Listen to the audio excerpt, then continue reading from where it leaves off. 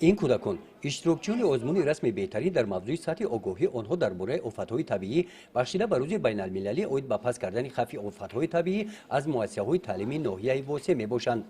غالبان آزمون در چهاربینی منطقوی بعد یک روز معین میگردند. همایش ناحیوی باشد بخشیده به روز بین المللی اوید به پس کردن خفی آفت‌های طبیعی در قصر فرهنگ ناحیه با اشتراک رهبران و اعضایان گروه‌های نجادی از جماعت‌های شهرک و دهات، رئیسان کمیته‌های محله، خوانندگان مؤسسه‌های تعلیمی که با آزمون رسمی بهترین نام‌نویس شدند اشتراک داشتند.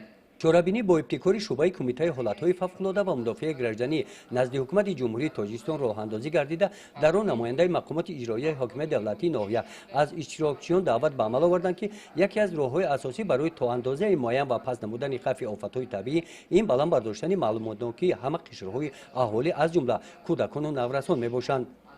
از این رو در این سمت میباید رهبران جماعت‌های دهات، مؤسسه‌های تعلیمی و جماعت‌های دهات مسئول باشند. مقصد چهاربینی 13 اکتبر برای پس کردن خفی آفت‌های طبیعی در سراسر جهان به قید گرفته شده است.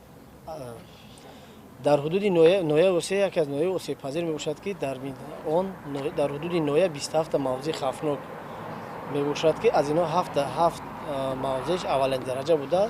برای رفع حالت‌های فوق‌العاده طبیعی و تکنوگنی تمام خدمات‌های مدافع گردنی، قوا و اسطوره مدافع گردنی آمادگی در حالت آمادگی میباشند. در این مورد در حدود جماعت شهرک دهات 8 گروه اختیاری نجادی با تجهیزات‌های اولین درجه تا آمدن قوا و اسطوره اولین درجه حدود منطقه‌های ولایتی کارهای پیشگیری کننده اواکواسیون اهالی یعنی که سابقشون میگذارند. در این همایش قید کرده شد که در جمهوری تاجیکستان برنامه استراتژی ملی اوید به پس کردن خفی آفت‌های طبیعی برای سالهای 2019-2030 تهیه و قبول گردیده است. هدف این حجت مهم این پس کردن خفی آفت‌های طبیعی بر اساس تحکیم اقتدار ملی اوید به اداره کنی خفی آفت‌های طبیعی میباشد.